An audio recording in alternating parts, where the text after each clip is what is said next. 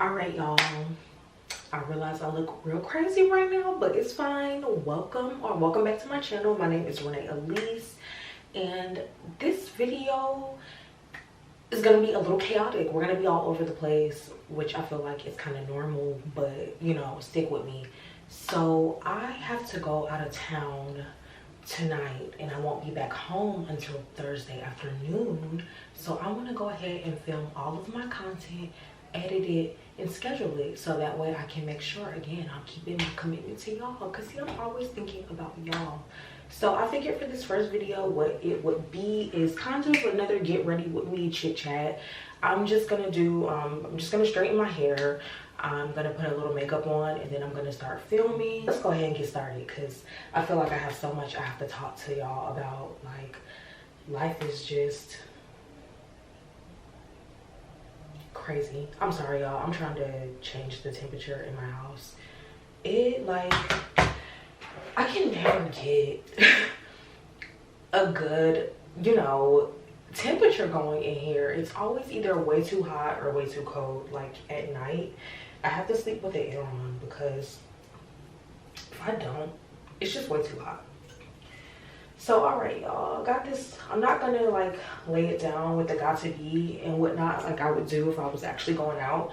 But what you did see me do is take my, I guess, what is this, a rat tail comb, and slide it underneath the wig and just kind of go over the front of it, because that helps it lay flat. Something else that I forgot to do is to do my edges. And I'm gonna take some of my edge control. I'm using this mini edge control from Dasso Beauty.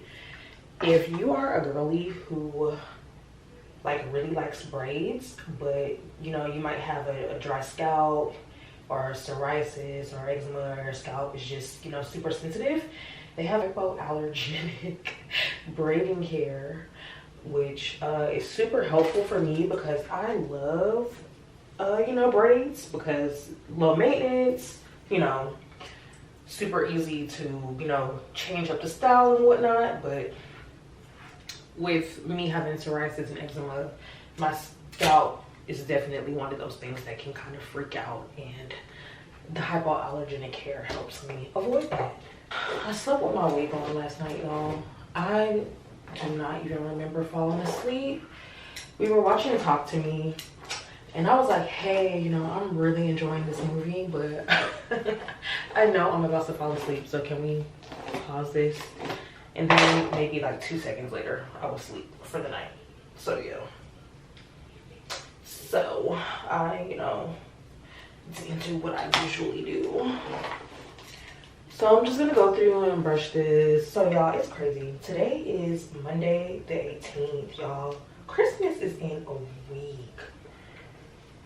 Can y'all believe that? I can't believe that. I really can't. Like, y'all, I just feel like whoever is working the time machine, like, they put it on turbo speed this year, because I swear, like, you blink and 90 days have passed, and you're just kind of like, hey, what's going on? Like, why is time moving so fast?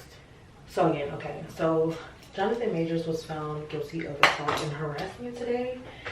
And what I want to say is, one, how could anybody look at those text messages that his lawyer claims exonerated him and feel like he was innocent? And then also, something I want to put out there is, with these men that are accused of these crimes against women, why are they getting these terrible lawyers who just, we saw it with Tory Lanez, and he had to do, like, what was his lawyer? Wasn't he like an ambulance chaser like type lawyer, like one of those? That could be false, allegedly. I gotta fact check that, but he obviously wasn't good at his job. And then with Johnathan Majors, what is it about these celebrities that, they're charged with these crimes and they don't really get good representation? Like, is it because, like, they're so arrogant that they think, like, they don't need to spend money on a real lawyer? Like, they think stuff is just gonna go away. And you know, I'm really confused because again, some of the stuff his lawyer was doing throughout this process, I was just like, wow, like either you really are just as arrogant as your client or you're just really not good at your job, and I cannot tell which. So that was something that really confused me about this whole situation. What I will say is really disappointing, and I think I touched on this a little bit when I did my chit chat where I talked about the Tory Lanez verdict.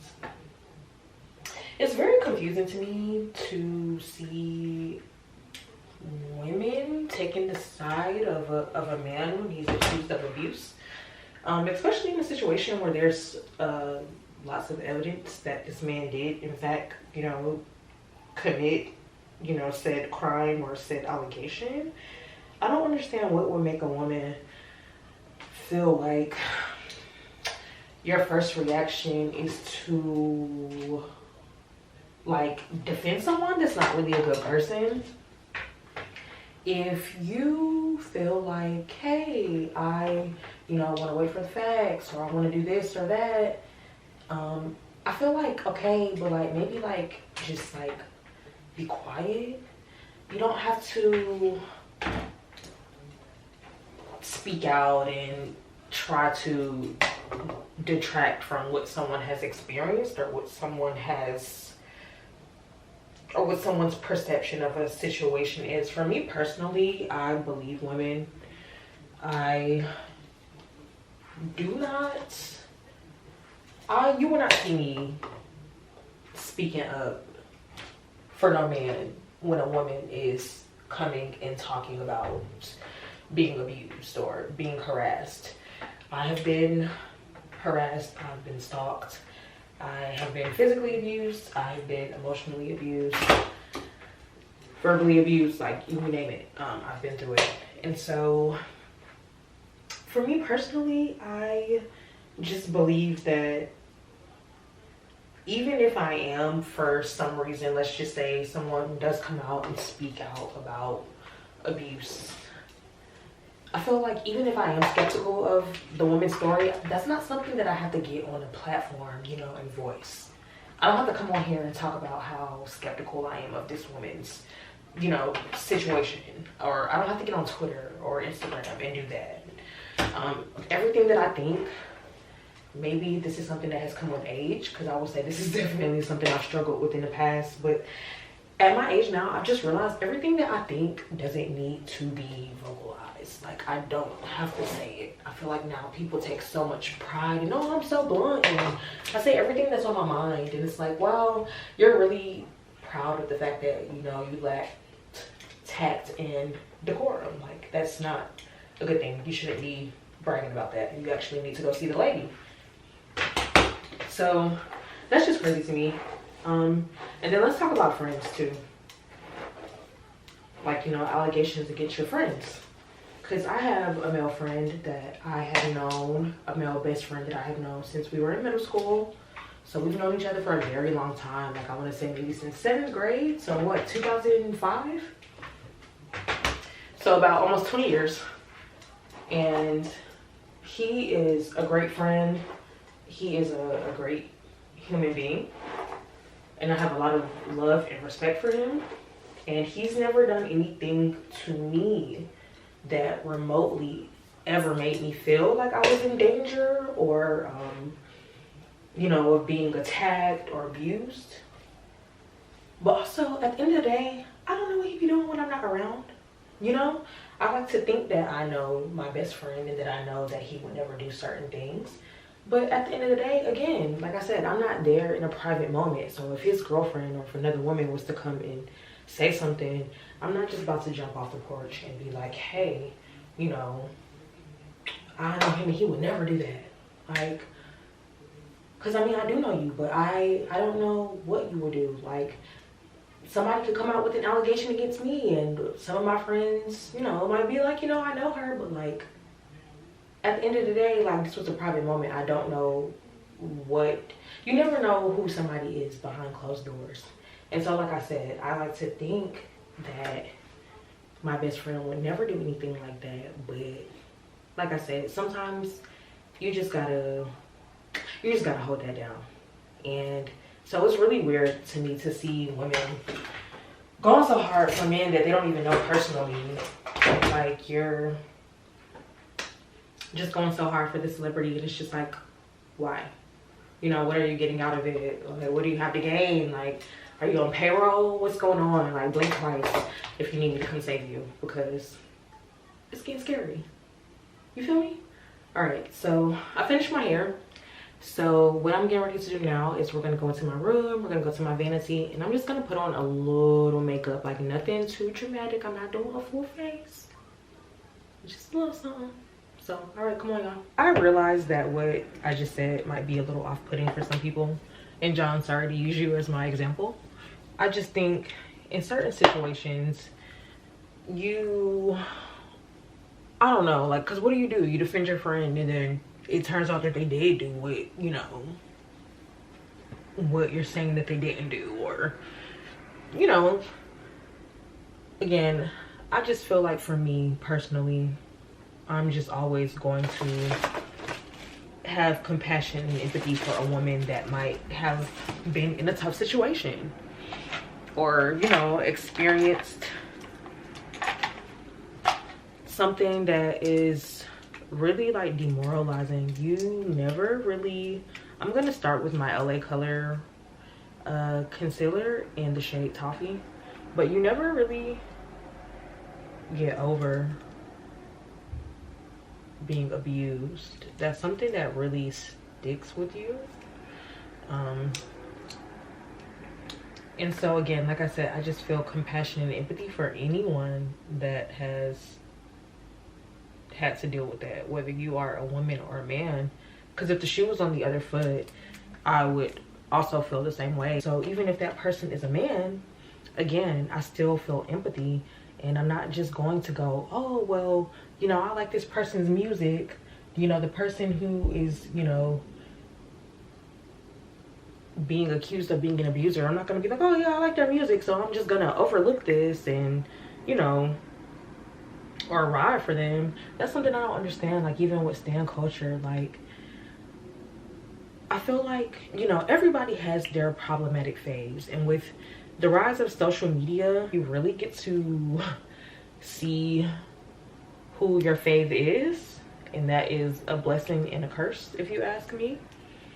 But I feel like something that it's also done is show us that a lot of the people that, you know, whose music we enjoy, or whose acting, or whose fashion, or, you know, whoop-de-whoop, like, that they might not be the best person. And I feel like it's okay, like, to have your problematic fave and to still bump them and whatever. I have a few problematic faves. I'm not going to list them on this video, but I do have a few people where it's like, yeah, probably, you know, could find somebody else to listen to. But when they get caught up in they BS on social media or whatever, you're not finna see me 10 toes down on Twitter caping for them.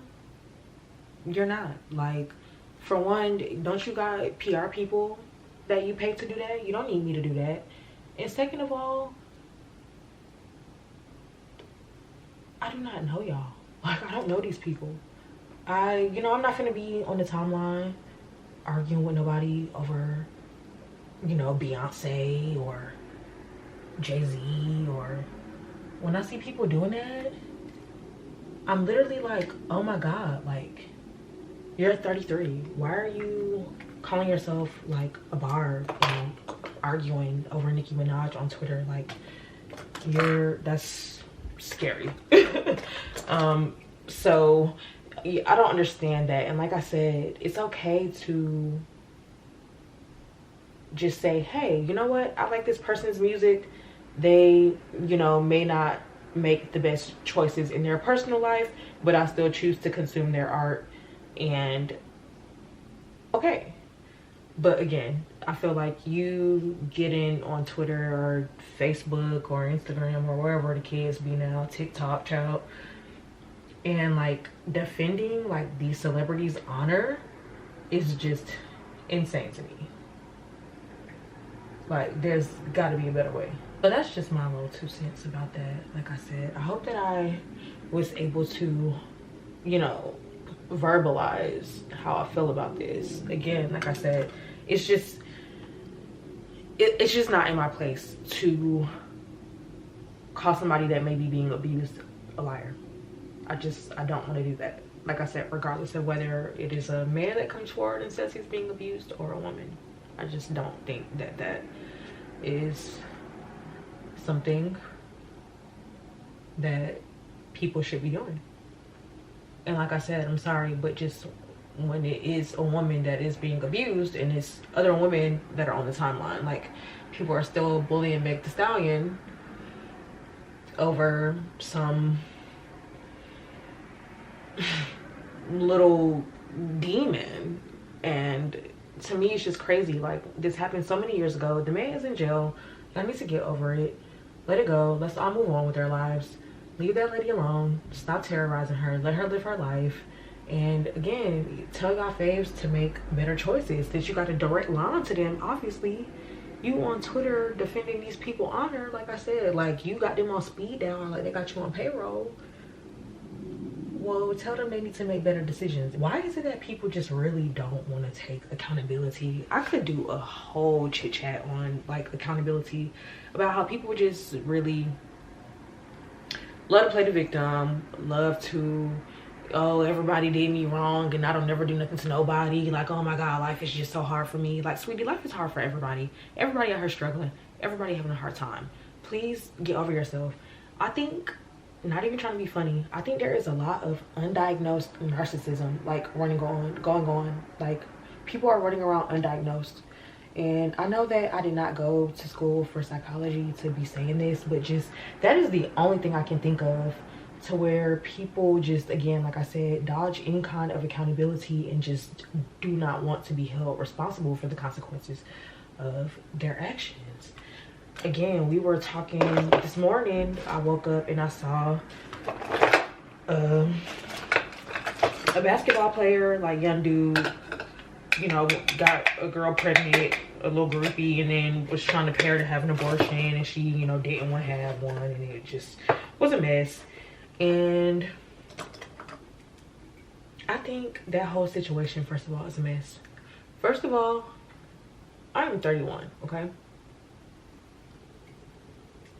The only thing a 24-year-old or somebody in their early 20s can do for me is introduce me to their older brother or their daddy, okay?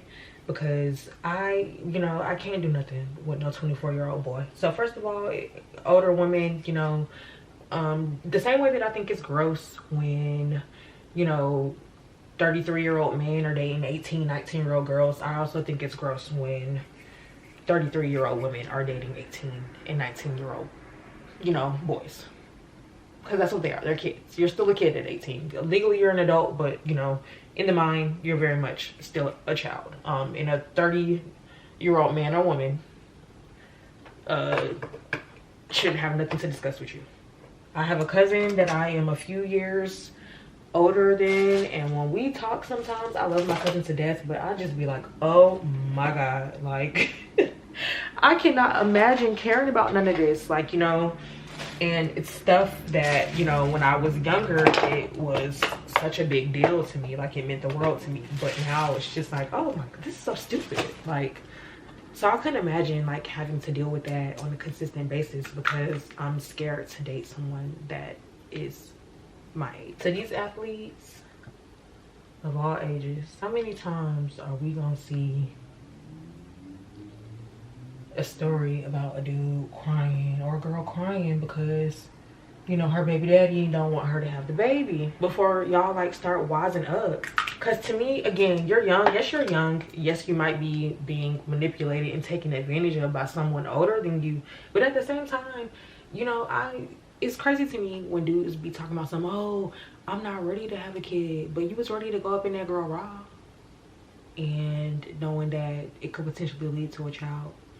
So again, people have to take accountability for their actions. There's a lot of accountability to go around in these situations, because like I said, to me, this is crazy. I couldn't imagine, again, at my age, dating a younger dude. And at the same time, I would just hope that my son would have the good sense to know that an Instagram girl with a 58-inch booty from a BBL don't mean you no good. And if you're gonna do it, you need to be responsible. Like, y'all dudes need to use condoms. And again, it's gonna be some stuff out here a condom ain't gonna save you from.